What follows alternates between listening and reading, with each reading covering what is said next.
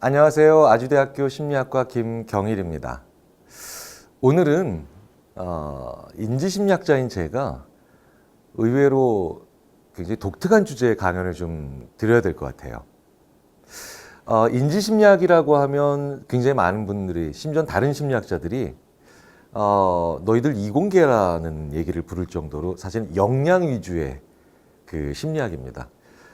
상담 심리학이라든가 아니면은 뭐 임상 심리학이라든가 이런 쪽 우리가 좀 친숙한 심리학 분야들은 대부분 뭐 우울, 불안, 강박, 공황장애, 다중인격, 뭐 심지어 사이코패스 같은 이런 인간의 어두운 측면들을 제자리로 돌려놓는 듯 그런 이제 일들을 많이 하죠. 그런데 이 인지심리학자들한테 요구하는 바는 이렇게 마이너스였던 것을 0으로 돌려놓는, 제자리로 돌려놓는 그런 역할보다는 대부분의 주위에 있는 심리학자들이 0인 걸 플러스로 만드는, 다시 말씀드려서 역량을 강화하는, 뭔가 좀 더 뛰어나게 만들어주는 그런 쪽에 기대를 많이 하는 게 또 인지심리학자들에게 주어진 임무 중에 하나입니다. 그런데 윤리라고 하는 걸, 심지어 오늘 제가 이타성이라고 하는 걸 말씀을 드릴 텐데요. 참으로 재미있게도 우리가 도덕, 윤리, 이타성 이런 것들을 얘기하면 대부분의 분들이 나쁜 걸 막아내거나 아니면 일어나면 안 되는 일들을 하지 않는 것들, 이런 것들을 우리가 윤리와 이타적인 거라고 많이들 생각을 하죠. 즉 마이너스를 0으로 되돌려 놓는 것. 그러니까 우리의 머릿속에는 대부분 윤리나 이타성이나 도덕은 역량이라는 생각은 안 합니다. 역량은 그 사람을 더 발전시키고 강하게 만드는 힘이잖아요. 그런데 이 인지심리학뿐만 아니라 다양한 심리학 내 분야의 연구자들이 인간을 길어야 100년 정도밖에 살지 않는 한 사람의 인생이나 혹은 그 사람들 몇백 명 혹은 몇천 명이 모여 사는 몇백 년, 몇천 년짜리 문화로 보지 않고 30만 년짜리 존재로, 즉 호모사피엔스의 역사 전체, 이걸 우리가 진화라고 하죠. 이런 관점으로 훨씬 더 거시적이고 그 다음에 긴 연대기를 통해서 보기 시작하면서 바로 그 진화의 관점을 만나기 시작하면서 재밌는 결론, 하지만 너무나도 중요한 결론에 도달하게 됩니다. 즉 윤리가 역량이더라는 거죠. 힘이고 그리고 사람을 강하게 만드는 굉장히 중요한 힘이더라는 겁니다. 그동안 우리는 윤리는 사회를 무너뜨리지 않고 그리고 사람을 다치지 않게 만드는 그런 쪽의 역할만 우리가 생각을 해왔는데, 사실은 윤리는 의외로 사람을 강하게 만들고 그 누구보다도 생명력을 길게 연장시켜주는 적응과 그리고 역량의 가장 중요한 원천이라는 것이 최근에 과학적으로 밝혀진 것과 동시에 저희 같은 인지심리학자들이 설명을 드릴 수가 있는 그런 단계까지 이르게 돼서 오늘 저는 그 말씀을 드리려고 합니다. 그래서 제목이 인류 최대 지혜, 윤리의 힘이더라는 거죠. 실제로 이런 이타적인 것과 윤리적인 것은 또 다른 측면에서 추론을 가능하게 합니다. 자, 우리 인류가 점점 수가 많아지고 있죠. 예전보다 인구가 더 많아지고 있습니다. 그렇다면 우리 종이 점점 많아진다는 건 우리가 예전보다 더 이타적이었다는 거야? 예전보다 더 윤리적이 되고 있다는 뜻이야? 뉴스를 보면 혹은 신문을 보면 흉악범죄 이렇게 많고 전 세계적으로 테러가 이렇게 많은데, 사실은 저는 이런 질문에 이렇게 대답을 드리곤 합니다. 그리고 그 대답은 저로부터 온 게 아니라 바로 스티븐 핑커의 The Better Angels of Our Nature, 우리 본성의 착한 천사라는 책으로부터 출발을 하죠. 제가 참 좋아하는 대목입니다.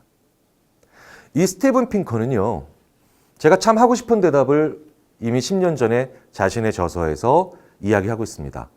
아마도 우리는 인류가 지구상에 출현한 이래 가장 평화로운 시대를 살고 있는지 모른다라고 얘기를 하죠. 한 번쯤 생각해 보십시오. 뉴스나 TV 뉴스나 아니면 신문에서 수많은 흉악범죄를 그리고 정말 공포스러운 일들을 자꾸 얘기들을 하십니다.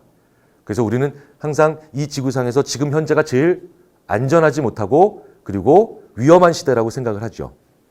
사실은 흉악범죄나 잔혹범죄, 엽기적인 범죄는 예전이 항상 더 많았습니다. 선사시대에는 인류의 15%가 타살당했고요.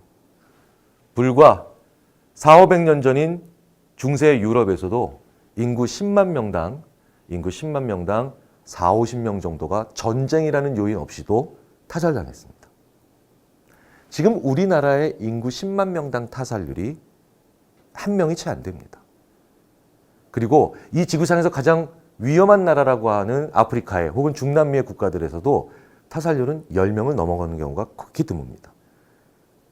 타살률은 늘 항상 떨어져 왔고요. 앞으로도 더 떨어질 겁니다. 다만 우리가 훨씬 더 그런 비극적이거나 무섭거나 아니면 폭력들에 대한 민감도가 높아졌고 그런 것들을 훨씬 더 잘 발굴해서 뉴스로 시청하고 있기 때문에 더 불안한 사회에서 살고 있는 것으로 느낄 뿐 사실은 저도 항상 그렇게 얘기합니다. 우리는 지금 인류 역사상 가장 안전한 시대와 장소에 살고 있습니다. 자, 그렇다면 한 번쯤은 이런 생각을 해볼 필요가 있겠죠. 우리가 1000년 전 인류보다 2000년 전 인류보다 더 착해졌냐는 거예요.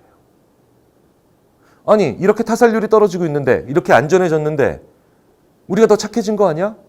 사실은 인간도 하나의 동물이라고 보면 아니 어떻게 동물이 이렇게 쉽게 변합니까? 제가 수많은 강연에서 사람의 본성이 쉽게 변하는 게 아니라는 걸 너무나도 많이 강조해 왔거든요. 우리 인간의 뇌는 30만 년에 비해서 그렇게 많이 달라져 있지 않습니다. 꽤 많은 신경과학자들과 심리학자들은 30만 년 전의 뇌와 지금의 뇌는 그대로 똑같다라는 얘기도 많이들 하고 있죠. 다시 말씀드리자면 우리의 뇌는 여전히 공부하는 뇌가 아닙니다. 30만 년 전에 그 어떤 인류도 공부를 하지 않았거든요. 땅바닥에 떨어져 있는 거 주워 먹었고 옆에 동물 지나가면 잡아먹을까 고민했고 그리고 해 떨어지면 잠을 자는 인류였어요. 그렇게 치자면 우리 인류 역사상 가장 독특한 일을 하고 계십니다. 일을 하고 계시니까요. 공부를 하고 계시니까요. 사실 우리 인류의 30만 년 역사를 놓고 보면 지금 가장 특이한 인류의 삶을 살고 계신 분들이 바로 이 자리에 계신 분들인데 근데 재밌는 건 그 교육의 상당 부분이 무엇에 초점이 맞춰져 있느냐? 바로 착하게 살아라고 하는 교육. 남을 해치지 말라고 하는 윤리적 교육을 받았기 때문입니다. 즉 인간의 본성은 전혀 변한 게 없지만